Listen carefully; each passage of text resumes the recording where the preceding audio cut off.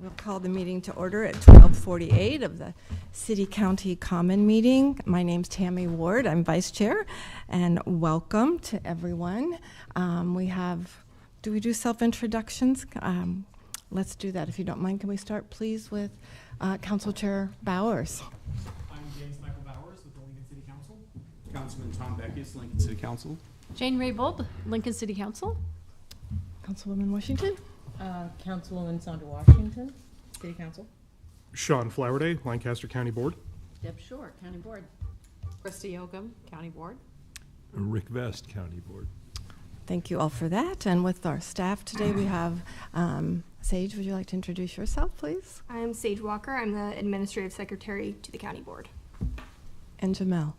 Jamal Weiss with the City Council. Great, thank you, Jamel.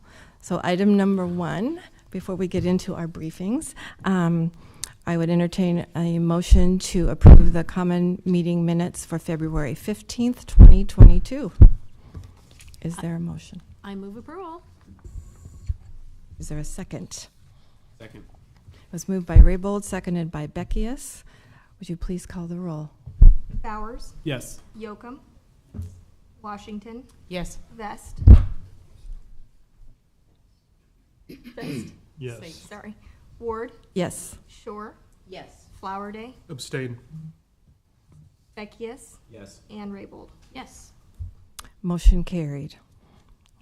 Item number 2, CGIS update. Welcome Abby Ecker from Information Services, Program Manager. Is going to give us an update on CGIS. Thank you, Abby. Good afternoon. My name is Abby Ecker. I'm the CGIS Project Manager with IS. And very excited today to come to you and bring you our very first formal CGIS update. Can we see the slideshow?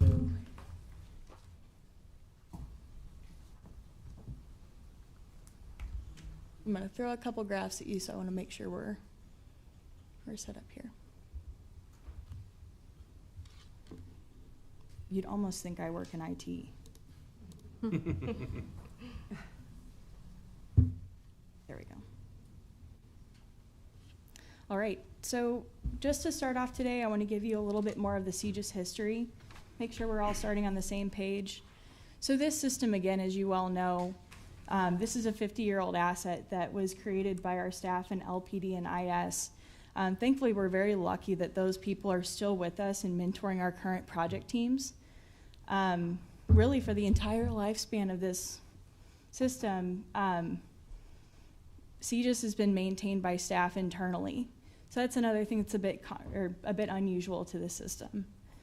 One of the challenges with that we've had is, with this system being written in the 1970s, it was deployed in 1978. It was written in a language that really just our workforce coming into IS now isn't learning in school, so we need to really focus on how can we more or less write this in a language and write this within an architecture that's going to make sense to people working on it now.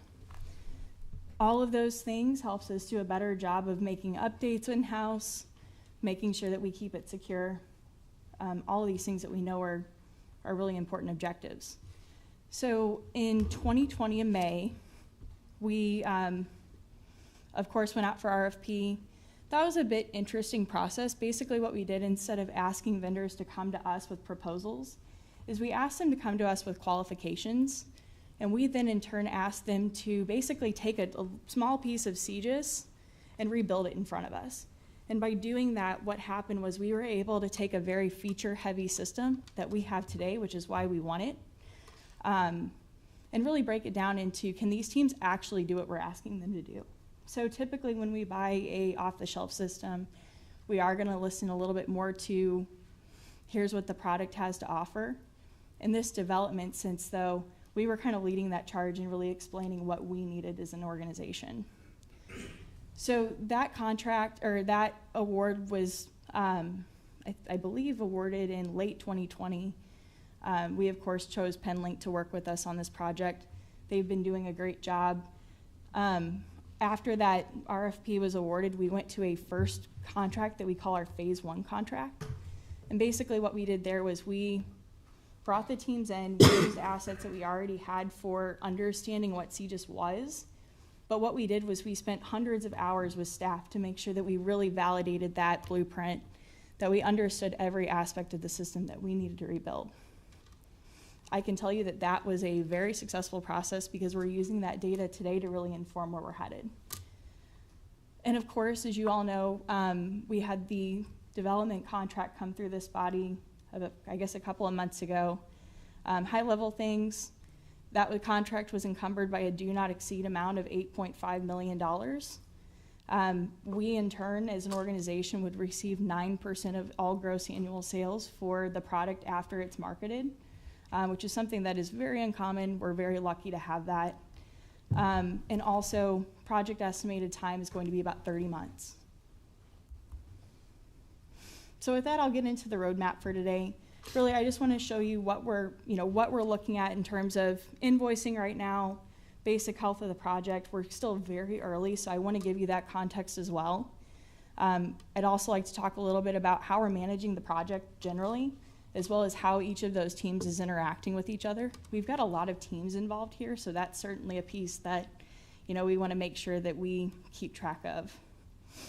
We also have this first module. We're on about week six today, so I can let you know a little bit about how that's going, where that's headed, and really what you can expect in the next few weeks.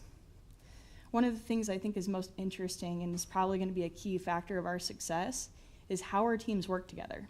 So I'd like to show you a little bit about that week at a glance and what we're doing so you know what to expect when you come out and see us if you choose to do that. Of course, we've got a long way to go. Next steps on the project and really where you can start looking for more of that records management system that's coming up. So normally in a software project, these two graphs are going to look very different. Basically what I have here on the left is our project budget. So that small little blue piece is what we've been invoiced for so far. Those are going through a process right now with myself as a project manager, finance on both the city and county side, just to make sure we have all the detail we need. We've got some, we have funds within that we're planning to use that have certain auditing requirements, so we're keeping that in mind. But if you'll notice, that tiny little blue number at the top says we're 3% of the way in. So just to give you some context, it's a very large project. We're on week 6, we're just barely scratching the surface, but a lot has happened. So on the right side, I've also paired up the amount of hours we've used for the project so far. Basically, with the original estimate of 8.5 to build the system, we were also told this would take about 67,000 hours, which I can tell you we're moving quickly on. The reason why these two graphs are identical is because in the contract it was very important to us to negotiate a fixed rate of $140. So basically what happens there is normally in a software project, that range might go from $90 for administrative tasks all the way to $300 an hour, just because of the quality of the development, the type of work that's happening, things like that. We are extremely lucky that we were able to negotiate for that fixed price. It kind of just takes one more thing off our plate. We're able to focus more on what's actually happening rather than what that breakdown is. Oh, and on that note, so these two graphs are just two little bitty pieces of the whole system that we could show you. One of the things that my team is working on right now is a dashboard for this body that would help out with, kind of gluing together updates. We've got a couple of other things to throw in there that we'll be sending to you all probably within the next few weeks. So overall, I can tell you that as far as software projects go, I'm very impressed with how quickly this one is progressing and how quickly the teams have kind of meshed with each other. Typically, this takes anywhere from a couple of weeks to several months for teams to really learn each other's processes, kind of pick up methods and make sure that we're talking the way we should. That happened nearly immediately. I'm very proud of that. And our teams worked really hard to make that happen. One of the things that happened early, the PennLink team came out. We had several people fly to Lincoln and be a part of this. But basically, we met with each of the agencies and just talked to them. The big goal being we really wanted to create a forum for people to come with us us with features, with questions, things that mattered to them in their jobs. We got a lot of great data from that. We plan to continue to do that. So I'm happy we included that at the beginning of our process. So in week 6, you can imagine that we really don't have a lot of these features stood up. A lot of the things that we developed in that phase 1 contract, things that we knew we had to have as part of this project, those pieces are still in the conceptual phase, but we've done a lot of work on the back end. So things that need to come together between, Penlink's side, our side at IS, a lot of the communication that happens with things like, how do we bring 2,500 users from one system to a new system after they've been using it for 50 years? So big questions are happening. We've got a really great group of people from each of the agencies. So these technical resources are helping us lead the way. So with Module 1, it's exactly as it sounds. This is basically a module within CGIS that handles anything relating to training, personnel, things like equipment, managing uniforms, things like that. This is something that is predominantly used by LSO, LPD, and corrections, but these are features that we could actually use for anyone in public safety. So there's definitely a potential here to open that up to other user groups. We're truthfully building this in a way that will lead us toward an integration with Oracle HCM. We're talking to those teams in IS right now to make sure we can do that. But one of the benefits of that is some of these pain points we currently have with that system that just really don't mesh with that 24/7 use case, we can kind of mitigate some of those, and we expect to with this first module. ETA, by the way, is about 6 months. So this is something that probably within about 5, we'll start to see something that we can begin testing and think about training on. Part of the reason why I love this project so much is just the approach we've taken to how we engage with users. You guys don't get a lot of props. I brought a prop today. So this is one of our MDTs. This is something that was used in a cruiser. Basically what our approach is rather than, taking the typical approach to development and developing on my laptop or on my 2 screens that I have in front of me at my desk, we're really thinking about the officers and the deputies here. But not only that, we're carrying that over to folks in dispatch, folks who work in more of a tight office setting. But we've really focused on, especially in the phase 1 contract, how can we meet our users where they are? As you guys have probably figured out in other software projects, testing is often something that happens to people and not for people. And our goal with this project is to change that. And one of the things that's been really important is if we look at a feature here, we're not just thinking about this sitting on the desk, we're thinking about this going down the road 80 miles an hour going to an accident. So really interesting that we've been able to incorporate that. Another really unique piece of this project is just the benefits we've already seen from being part of a partnership.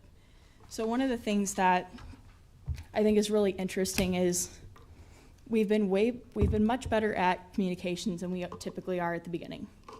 So like I said, that's something that, is of course very critical to our timeline, how quickly we're able to move together.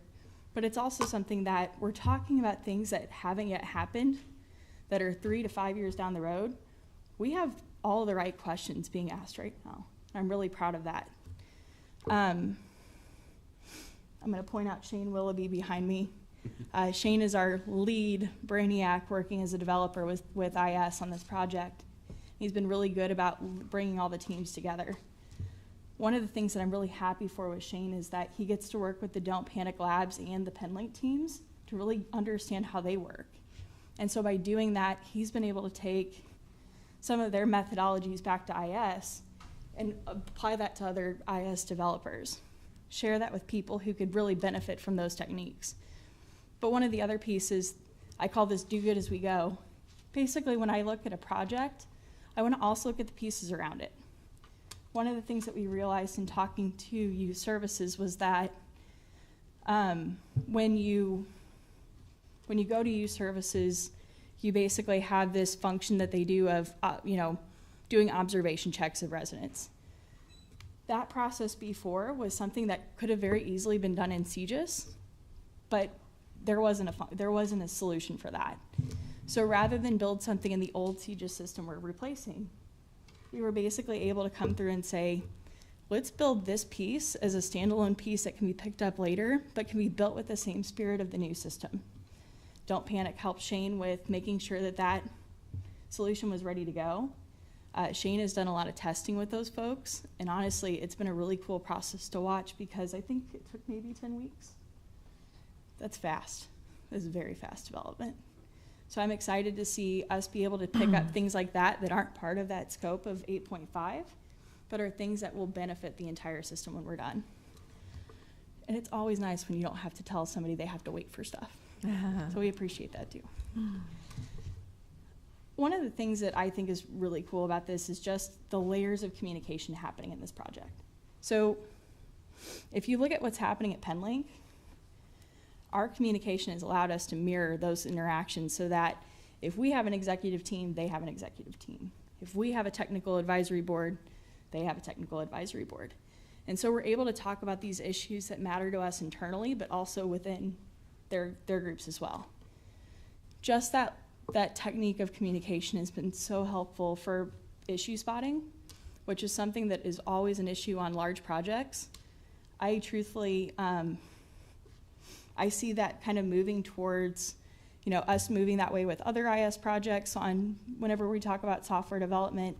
But another really interesting thing about that is we've been able to include groups like city and county communications, talking about if PennLink is putting out marketing information that matters to us, we want to make sure that we're supportive, but we have a responsibility as well.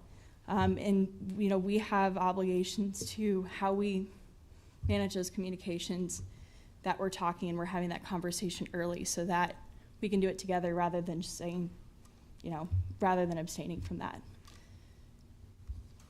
So as far as the next 2.5 years of this project, you're probably very interested to know about the second module we have. So when you think of CGIS, you have really 3 big modules. You have that personnel management and equipment that we talked about earlier, that we're working on now. You have the large piece of this, which is the records management system. So you think citations, anything pre-trial that the courts would need data for, that's that second module. The third module is going to be what we use for corrections. And that, of course, would lead on to use services as well. So those 3 modules over the course of 3 years are going to take up different amounts of time.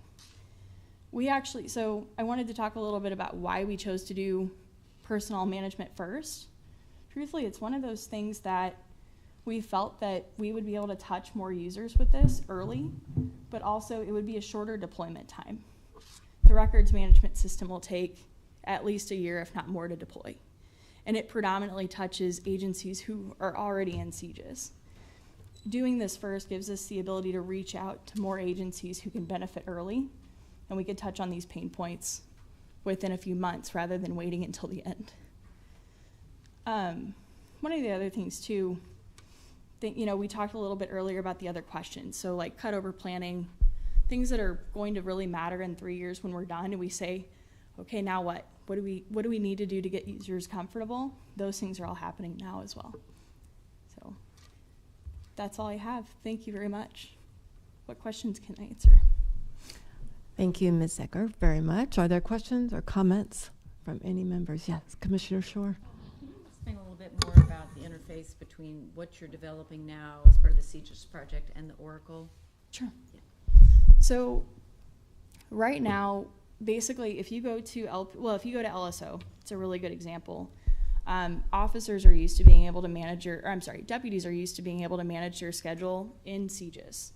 And so what they want to do is anything from, okay, I have my shift for the next 10 days, or I want to look up my benefits balance.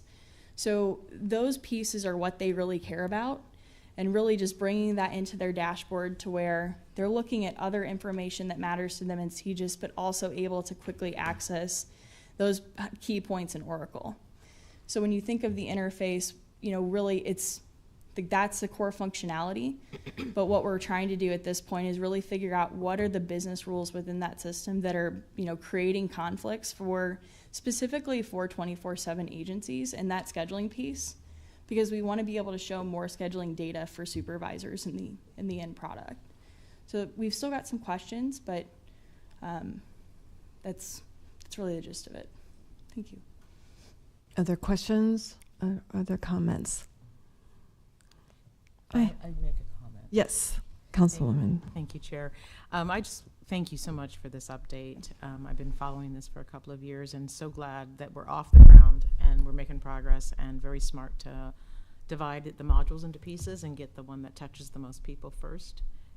So thank you very much, and I look forward to future updates. Thank you very much. I have a quick question, which you probably already talked about, but I'm going to ask it anyway. So in addition to the law enforcement agencies that are part of the team, part of the partnership, and PenLink and Don't Panic Labs, what other city departments or county departments are part of this whole inertia? It's a great question. This system touches so many people. It's honestly just mind-blowing.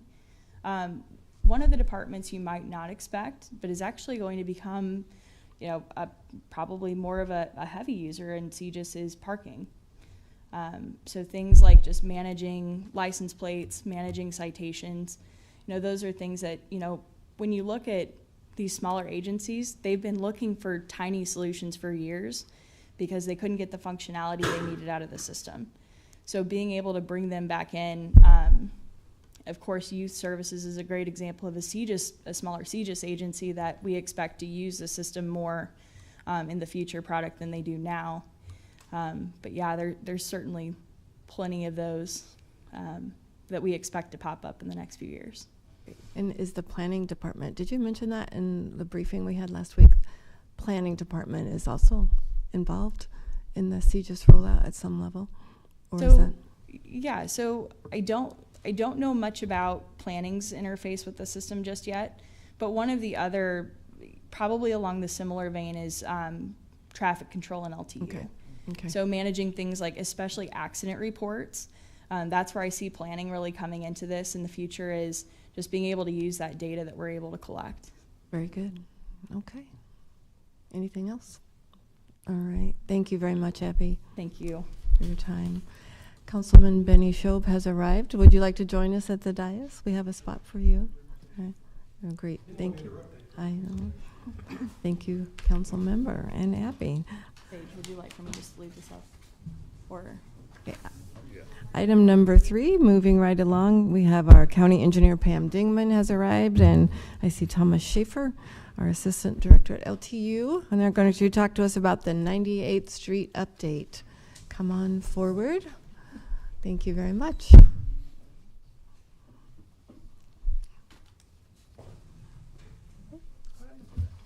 Good. Good. We'll share. Do you want to hook up over there? Sure. I'll introduce you while you're switching out. Todd, I've never done this before, Oh, so well, I can switch you out and you can introduce yourself. there we go. That works for me. Okay. We need a few more laptops, it looks like. Great. Lots of equipment. Oops. Take your time. Hey, We're good. good afternoon. My name is Larry Legg. I'm Assistant County Engineer with Lancaster County Engineering. And I like to use my own laptop if possible for these presentations. That way I know who to blame if something goes wrong. That's taking the responsibility. No So, problem. No. Apparently I get to blame Pam if something goes wrong, that we don't get everything hooked No, up. everything's going right. Hey, We amazing. just need a minute. So, but yeah, I'm here to kind of give a little update on where we're at with South 98th Street from Old Cheney all the way up to O Street. We've got a couple federal aid projects that we are in the process of developing. And everybody, well, not everybody, but a lot of people are interested in just how well it's going and what's going on with it. So, well, I guess if it's, So I do have Larry all hooked up right now, and I just want you to know that, I saved the day for him. I remember that for a long time, Larry. Larry joined us almost 5 years ago now from Nebraska Department of Transportation, and he really has been instrumental in us receiving federal funds for a number of the projects that we have coming up in the plan. And so this is his presentation today on South 98th Street, which is really two projects that we're excited to bring forward for both the community in the city of Lincoln and Lancaster County. Okay, and then get everything adjusted for my current vision capabilities. South 98th Street, from Old Cheney to A, and then from A to O Street. Here's a picture. It's a really good picture. You can see that it's gravel now, or if you look farther up ahead, it's not paved at all. The Old Cheney to A, as I said, is a gravel road that we're going to pave. And A to O, this is a picture of the current corridor where we plan to do it. The power line's running right down the section line. It'll be a new grading project, new pavement, new intersections at both A Street. We'll be building a roundabout there, and then a new intersection at O Street to, come into Highway 34, because that's still under state jurisdiction at this point in time. Just a quick aerial view. It's a 3-mile project for Old Cheney to A. We'll be adding a roundabout in the neighborhood of where South Street will come into 98th Street. That was at the request of the City of Lincoln, and that's fits with the current plats and development that's happening out there. So, really what we want to do when we do these projects, we want to look into the future a little bit and try to avoid rework where we can. So we were happy to include that in there. And then the next project is A to O, and this is going to be a vital connection, and we'll see that a little bit later in the presentation. There's nothing there now, but when we build it, I would expect that we'll probably have quite a bit of traffic, and that kind of leads into the next slide. The traffic data. Obviously, we don't have any traffic data for the A to O portion because there is no road there, but when planning, City of Lincoln, Lancaster County did the long-range transportation plan, we did model this corridor from A to O, and their prediction is that if we build it in 2045, we'll have close to 18,000 vehicles a day on that roadway. And that will draw from 84th Street, people will use it, and then also from, I believe it's 120th, and there'll be some other surrounding streets that will contribute to that. On the other hand, the Old Cheney to A section, we have traffic counts as recent as 2001, and they range from about 340 vehicles a day to about 540 vehicles a day.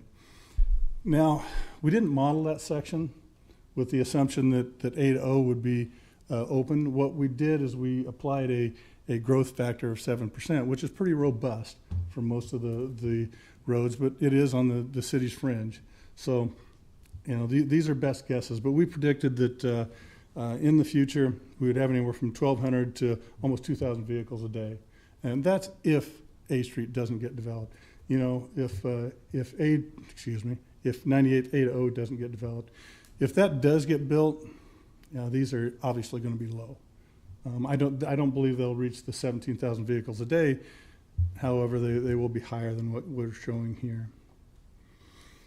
Now, Old Cheney Road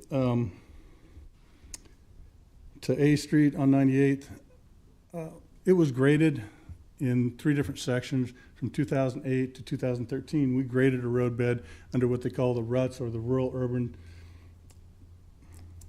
transition section. And what that did, that built an 84-foot wide top out there. Sounded good at the time. In practice, we've encountered a few, shall we say, little hiccups with it. It's hard to maintain a road that only has a 4% slope when you're only using, shall we say, 30 foot of that 84 foot. So, if we do something like this in the future, I think we'll probably try to modify that somewhat and just to make it a little bit more user-friendly. User being the county people having to maintain it, by the way. And by the same token, the road users, if it's hard to maintain the road, it's going to be harder on the people that have to use the road. Okay, our design section. As I said, we have an 84-foot wide top out there. What we're going to do is we're going to pave approximately 28 foot on the east side of the center line of the road. And what that does, that'll give us two 12-foot lanes. That'll give us a little bit of a 2-foot shoulder, and that's important, especially in higher volume roads, because if you don't have that 2-foot shoulder, for some reason people can't stay on a 12-foot wide lane, and they break down the shoulder, and you get an edge drop off, which is really a safety issue. And then on the outside, we'll have an additional 6-foot turf shoulder. That's our current design section. And then that allows for, in the long run, it allows for when LTU comes in and wants to add lanes to it, that those lanes can be added with minimal disruption to the traffic out there. And that's really what we're going for. That's the planning ahead. That's a collaboration with our partners at the City of Lincoln. Now, current construction estimate. And I always hate this, especially this year, because if you look back at this 2 years from now and say, boy, he didn't know what he was talking about. Well, that's what we have at the time. The current construction estimate is about $2.9 million. Now, this is a federal aid project. That'll be 80% federal funds, which is 2.32. I can't do that in my head under pressure. And that leaves about $580,000 that'll be the local share, and that's all Lancaster County share. Now, that doesn't count for inflation. It does include a little bit because it is a preliminary estimate. I think there's about a 10% contingency in there. Next, I'll talk about the schedule a little bit. We started design in April of 2021. September, we had a plan at hand visit. Now, what plan at hand is we take a preliminary set of plans, we go out to the site, we take a look at the road and make sure that what we're drawing on paper really makes sense out there on the road. In November of 2021, we had a public information meeting that was pretty well attended. That lets people take a look that are in the area or they're interested in the project, what the plans look like, what it looks like overall, allows them to provide comments that we will later address. One of the comments actually came from Federal Highway Administration, and they were concerned that we have these two projects, Old Cheney to A on 98th Street and then A to O on 98th Street, that we were developing as separate projects, but they were right next to each other physically, and they're right next to each other in the transportation improvement plan. So they wanted to justify that, why we didn't look at both of those projects under one environmental document. You might ask me, why don't you want to do that? Well, we want to get 98th Street, Old Cheney paved as soon as possible. And if you roll it into A to O, which is a little bit more complex project, it's going to delay the delivery and could delay it significantly. So we created a memo. We provided our justification to FHWA, and in April, we got their decision. And their decision was that 98th Street, Old Cheney to A could continue as a separate project and as a categorical exclusion environmental document. However, that's the good news. Bad news is they looked at A to O and said, nah, that needs to be elevated as an environmental document. It needs to be an environmental assessment, which means more work. You take a look at some options, alternatives, and it takes a higher level of scrutiny. And I'll talk about that a little bit later. So schedule going into the future. Hey, we've restarted design. That's the good news. My environmental consultant, FHU, is working on it. We're at the point in design that we're just ready to provide any information that they will need to complete the document. Anticipate that document should be submitted in August of this year and should be completed by August of this year. That allows me to have a completed design probably around October, okay, of this year. And with the process to let the project through NDOT, I would anticipate that we should be able to let that project in March, thereabouts, of 2023. That's the good news. We can really move on this project, hopefully get it paved, or start paving it next year at this time. Okay, A to O. That project, what we're doing is we're developing the project and we're grading it for the ultimate section, which I'll discuss on the next slide. But what we're actually building out there is a 20-foot raised median with curb. We'll have a 12-foot lane with 2-foot shoulder paved and another 6-foot on the outside of that. And that's what we're actually going to build on top there. So that'll kind of a modified section. But it should take care of more traffic. It'll allow for turn lanes where we need them, and it'll keep a separation, which is a kind of a safety benefit. The ultimate section, and I suspect it'll be LTU, when they come through and when traffic volume reaches the point where they need to, they'll add an additional lane on each side with curb, and then also have provision, if you can see from the section, for sidewalk on it. Now, also, to be able to do this, we've got to grade a wider section. We also have to include storm sewer, even though we're not going to use it immediately. So we're going to be building the infrastructure underground, because what we really don't want to do is, one, have to come through and cut it, close the road, and interrupt traffic. So we're planning for the future now.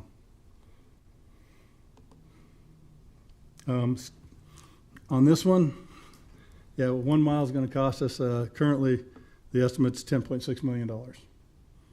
There again, this federal aid project, approximately $8.48 million is federal funds. That leaves about $2.12 million that has to be the local share. As I described,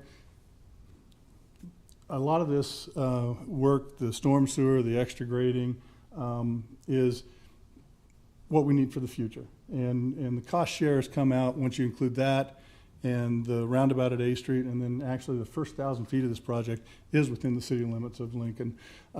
Cost share is right at 50-50 between Lancaster County and City of Lincoln. Caveat on that does not account for inflation. There is a 20% contingency in that number, but, well, I just don't know. You know, we'll see where we are as we develop this project. Okay, kind of the same timeline. We started design in March. In October, I had a plan in hand, or preliminary plans, 30% plans ready, and we delivered that to NDOT. FHU was our NEPA consultant, and Benish was our design consultant on this one. This one we decided to go with an outside consultant to do our design work. This is the same thing that happened in December. They wanted us to review the projects. The decision was in April that it needs to be processed as an EA. And this is important to us because, one, the consultants that I had hired were not hired with an EA document, environmental document in mind. So we have to close down this project for design. They have to bundle everything up, and I have to select new consultants to finish the design with the stipulation this will be an environmental assessment project. So right now, the consultants, FHU and Benish, are working on closing out and bundling everything together, so we don't lose any of the work that we've done. It's all there and will be used going forward. And then I started working with NDOT to issue an RFQ, a request for qualifications, for NEPA and preliminary design consultants based on an EA determination. I would expect by October of this year that I could have that selection done and under contract and ready to start. Then there's a little preliminary, I'm going to say, information gathering and work to do, but I would anticipate by December we can start on the environmental assessment process. Now that is required by federal law or regulation only to take 12 months to create an environmental assessment document. So they kind of cheat a little bit and do some work ahead of time before they actually kick it off. That's why the lag time there. So, but I would anticipate by January of, January 2024, that we should have a completed document. By February of that year, 2024, we can go into final design.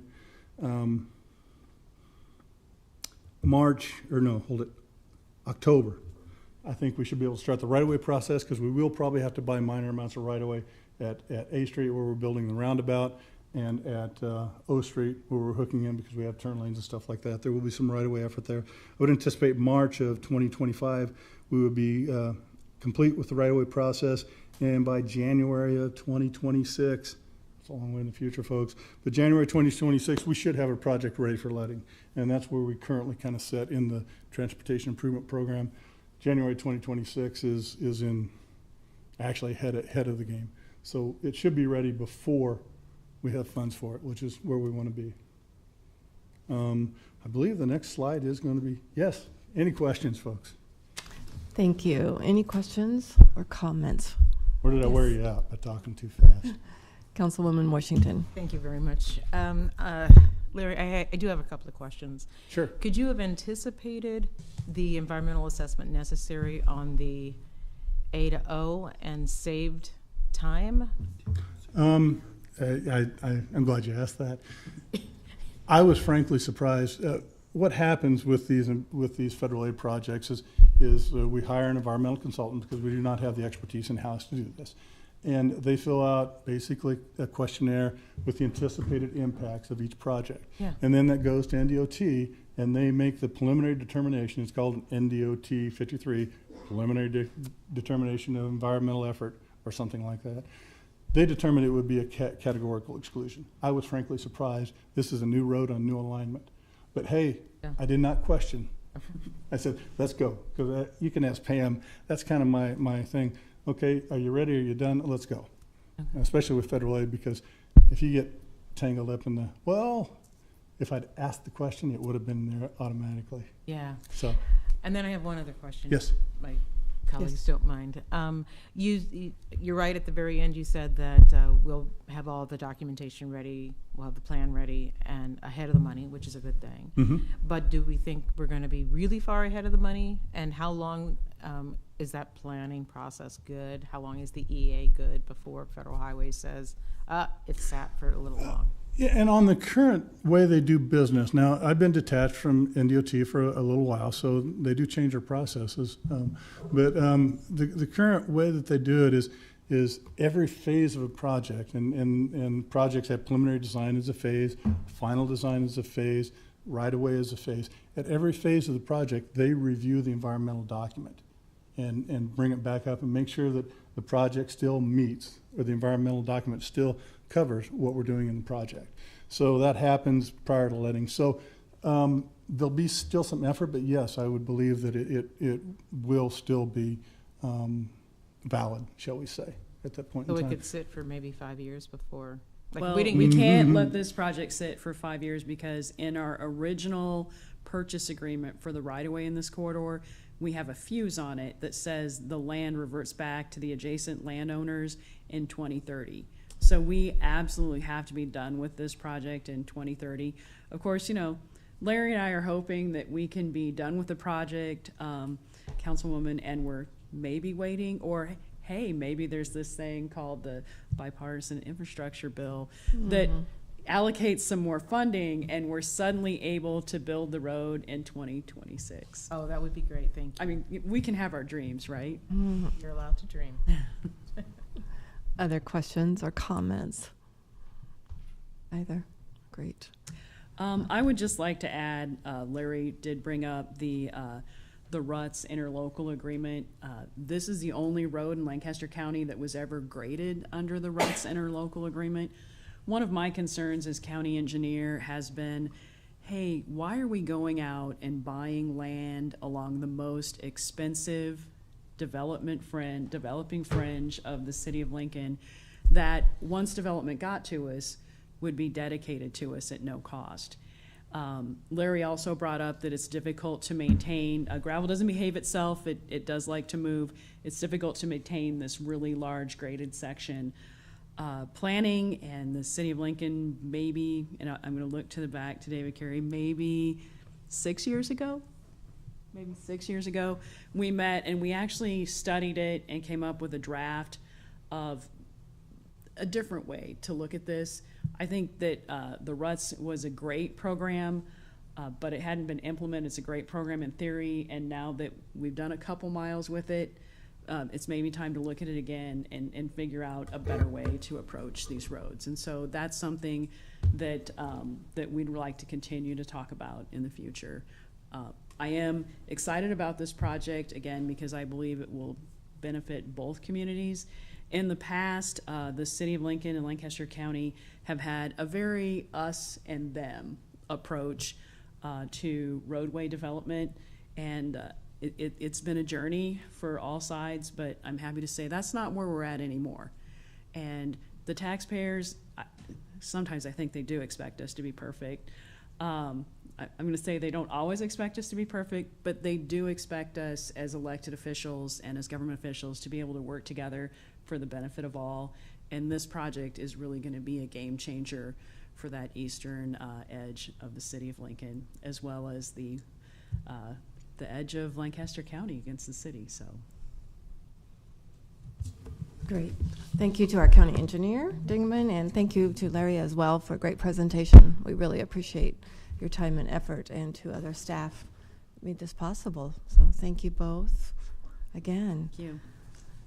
So our next meeting is Tuesday, August 16th, 2022 at 11. If there is no other business, I would entertain a motion. To adjourn, Beckius. It's been moved by Beckius and seconded to adjourn. Could we please call the roll? Bowers, Yes. Schob, Yes. Yocum, Yes. Washington, Yes. Hess, Yes. Ward, Yes. Shore, Yes. Flowerday, Yes. Raybold, Yes. Beckius. Yes. Motion carries. We are adjourned.